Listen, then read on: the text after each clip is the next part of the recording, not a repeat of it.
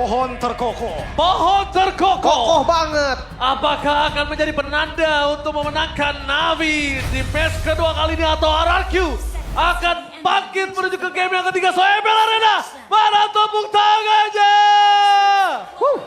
Let's go to the lane of the... Mantap ya. Pohon terkokoh Ji, jangan lupa Ji. Gimana? Pohon terkokoh. Apalagi spellnya kelihatan kan, pakai flicker. Berarti dia siap juga untuk counter setup. Ya. Dia siap untuk setup atau counter. Tapi gua kira tinggal Alucard yang belum keluar ya. Belum. We can jump and win ya. Gak usah, itu kalau udah 2 combo kalah biasa. Wah, lihat. Dibalikin sama Ukir posisinya. Mungkin di game sebelum ini Ukir yang benar-benar diukir dan kesulitan. Tapi malah sebaliknya. Karena memang dari teman-teman Navi juga tahu nih, power di tengahnya tuh kuat. Jadi mereka tuh nggak mau ngambil resiko. Sementara lihat di arah XP lane, udah pasti ya. Alice awalnya pasti agak unggul, dia akan ngedominasi dulu. Karena memang pasifnya ini menurut gua bikin dia sangat superior loh. Masuk jungle pun bisa dia. Oke, udah level 3 kali ini. Gak masalah, walaupun Super Ken juga sudah berada di level 3. Tapi keuntungan tetap berada di tangan dari sosok Andoryu. Dia masih ada 2 jungle lagi di top bersama dengan 1 buff ya. Ya, untuk emblem attack speed ya. Harley attack speed, Impure Rage, oke. Assassin emblem juga dari Leomord. Killing Spree, Cloud Factor. Sementara untuk Kisansin dia ada Killing Spree-nya juga. Oke sih emblemnya. Ukir kali ini dibaksa untuk mengeluarkan flickernya. Karena Black Shoes-nya masih terlalu jauh untuk bisa didapatkan. Dengan posisi seperti ini, para pasukan dari tim Navi kayaknya mereka juga harus memikirkan untuk bisa standby.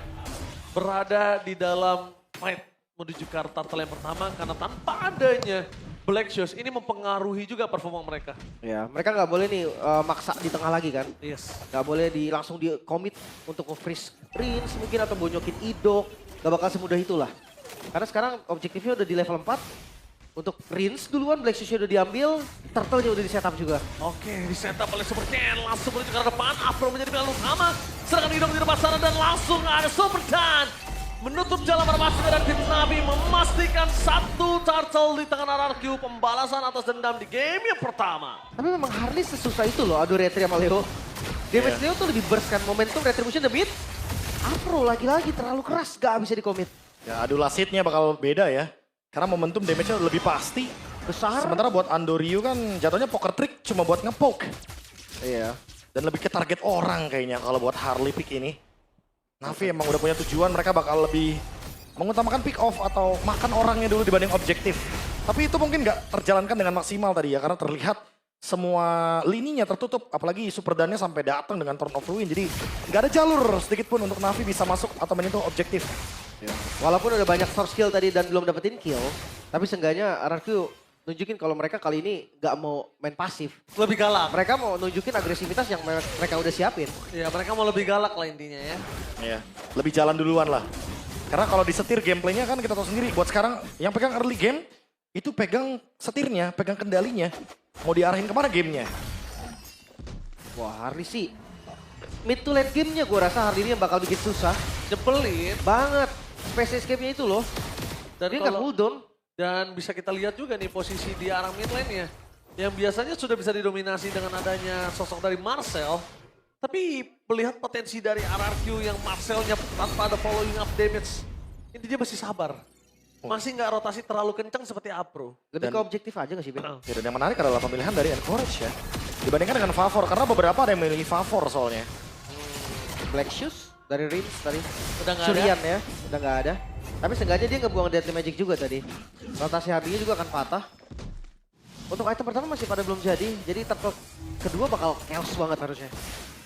Wah, dengan posisi Ukir kali ini juga nggak memiliki Black Juice. Membuat para pasukan dari tim Navi. Ini mereka akan standby, tapi RRQ, jangan lupakan Super Dan akan melakukan zoning out kembali. Tidak ada yang diperbolehkan masuk oleh dirinya. Sedangkan Idok di sana menutup jalan para pasukan dari tim Navi. Tidak ada yang bisa masuk dan bahkan kehilangan satu momen. Apro harus hilang di telan bumi. Dan Super Kane di depan sana membuat para pasukan dari RRQ berhasil mendapatkan 1 turtle-nya kah? Ternyata teriset, sayang sekali. RRQ menghilangkan kesempatan dan bahkan 1 flicker dari Kars gagal membuat Rince ter-take down. Wow, tapi ini keuntungan lagi-lagi untuk Navi. Retribution yang akhirnya digunakan juga Turtle bakal di skip atau mungkin mereka bisa cari orang aja. Dipaksa loh tadi retributionnya. Wah jujur sih, sebenarnya apa yang dilakukan Idok tadi ya dengan adanya Golden Hour malah menguntungkan buat Navi loh. Karena sekali lagi harus kita bilang kan, nggak banyak milih hero dari Navi. Mau dipaksa teamfight kayaknya? Enggak sih. Bukan keputusan yang tepat kalau menurutku karena resource-nya juga belum ready semua. Dan tadi juga ada Blazing Duet kan sebagai penutup dari Super Toy di area tengah. Jadi ya sekarang alur permainannya berubah ke Navi.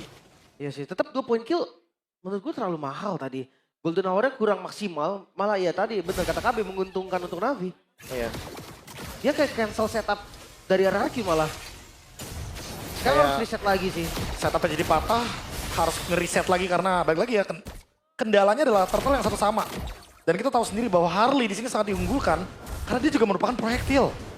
Nah, jangan lupa juga Leomord itu kuat banget early sampai mid-nya. Iya. Kalau nggak maksimal, late game bakal susah. Lihat. Oh, di commit? Andorio bakal coba di commit.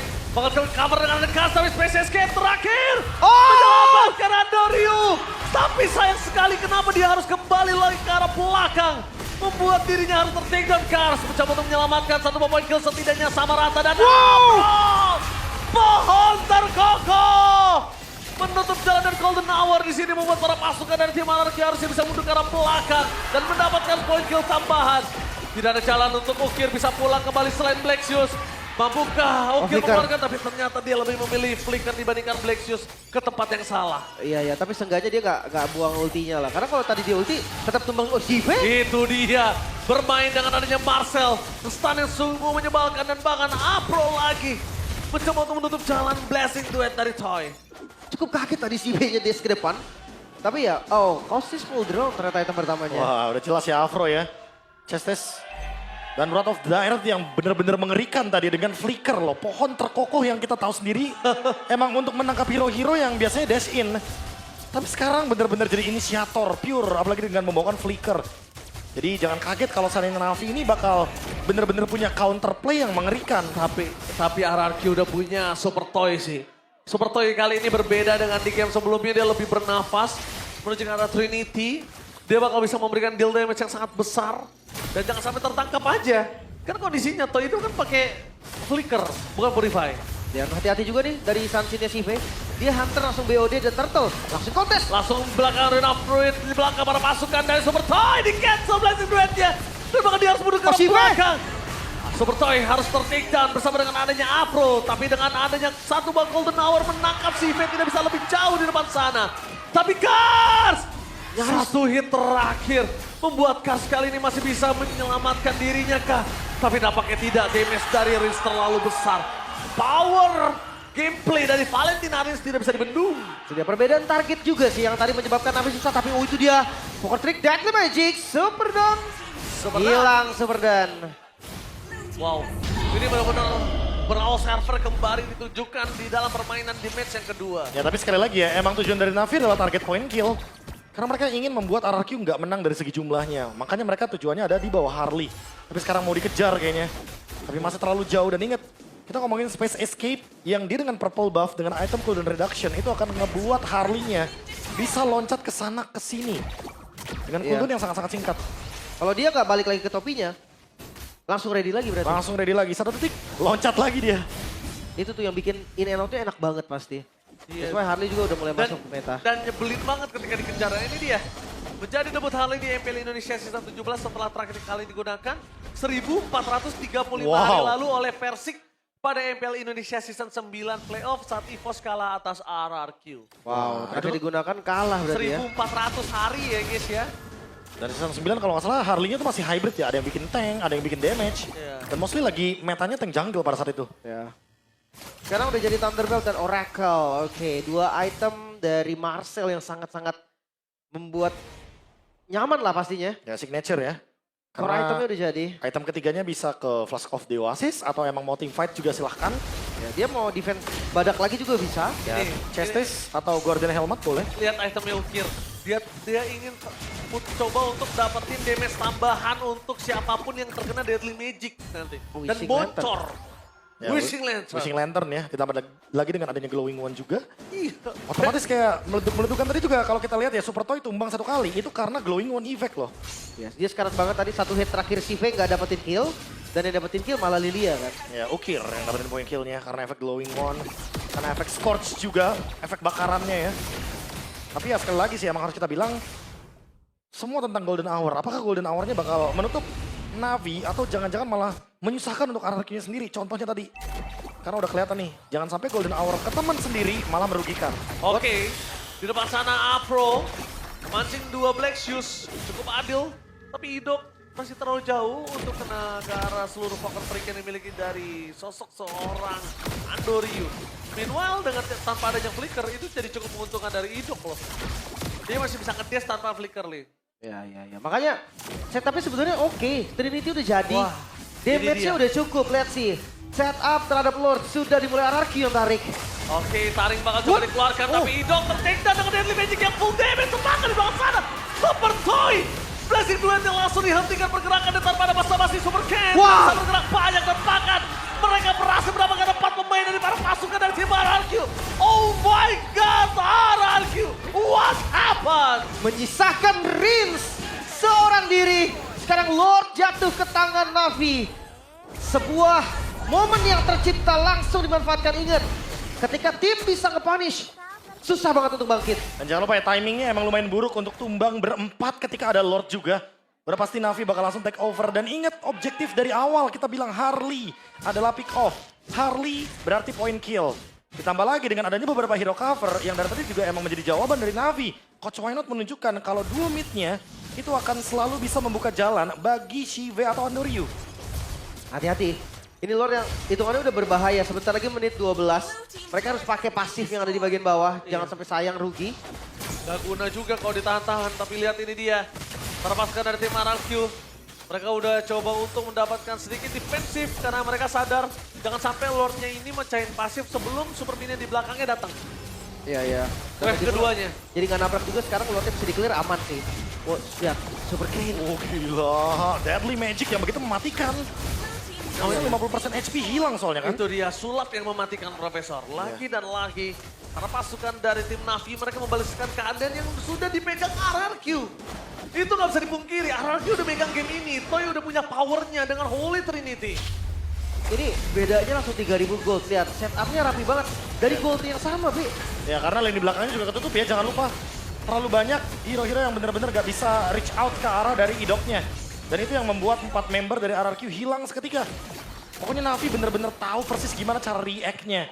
Mereka juga tahu gimana cara menutup untuk backup-backup yang ingin dimainkan sebenarnya sama gameplay Marcel. Iya. Jadi Idok malah jadi kebalik nggak leluasa loh sekarang. Itu dia. Idok nggak bisa masuk lagi ke tadi, Lim. Karena Iya, udah iya. ada satu catatan, wah deadly magicnya sakit, broy. Mau nggak mau cover kan sekarang. Iya, cover mau nggak mau. Dan mungkin yang ngebuka akan Superdan. Gak masalah menurutku kalau Superdan yang harus ngebuka.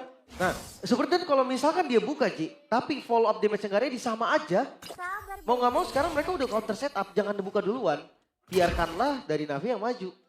Wah, kalau bikin move duluan, RRQ bakal rugi di sini karena emang mereka masih minim sekali untuk dari segi damage.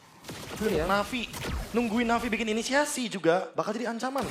Karena lini depannya pasti ketutup sama Kars. Ingat sekali lagi beda nih, Puvius dia punya durability yang luar biasa. Dan untuk buying time, sini sangat memungkinkan loh.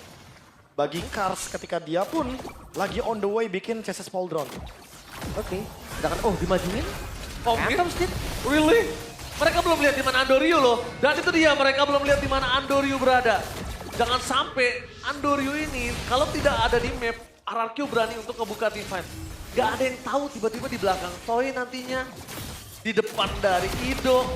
Itu bahaya untuk RRQ, Prof. Ya, ancamannya terlalu banyak ya lagi-lagi. Tim dalam keadaan lose condition, itu pasti serba salah untuk melakukan sesuatu. Tapi kalau misalkan emang mereka bisa mendapatkan pick off-nya, itu bakal jadi poin positif. Masalahnya mereka nggak ada yang benar-benar pure pick off kecuali main front to back. Dan itu harus berharap Super Toy bisa nge-deal damage. Apalagi Super Toy sekarang punya Rose Gold Meteor. Karena Respect. tahu ya ini Navi masalahnya ada di Magic. Dan mereka langsung respect sekali depan sana. Dengan adanya Rose Gold Meteor dari Super Toy. Super Toy harus benar-benar nge-deal damage, jangan sampai tertangkap kembali. Mungkin Super Toy udah mulai harus mengikuti Andoryu sih. Gak kelihatan di map, Deadly Magic telah dikeluarkan.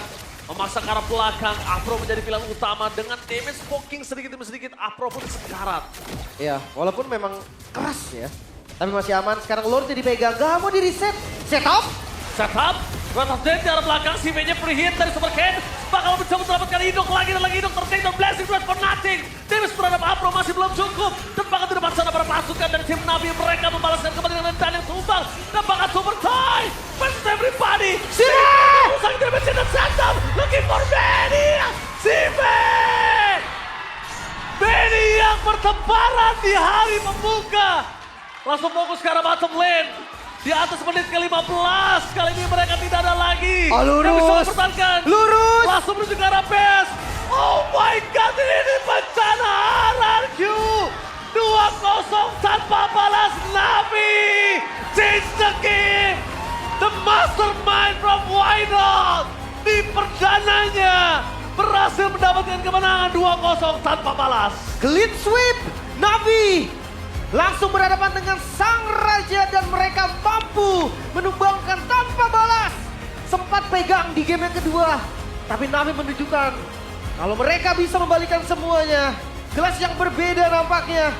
Dan lagi-lagi clean sweep pertama di season 17. Wah, ini benar-benar luar biasa brutal. Team fight tarik ulur dari Navi. Mereka tahu harus nungguin siapa duluan yang lakuin inisiasi. Idok udah gak bisa bikin setup. Seperti yang kita duga, yang setup bakal Super Dan. Super Dan keluar Thorn of Ruin, mereka langsung balas semua hal yang ada. Dan Super Toy masuk tanpa adanya Blazing Duet. Itu langsung dibalikin sama Shive. Yes. Maniak yang langsung muncul di hari yang pertama. Maniak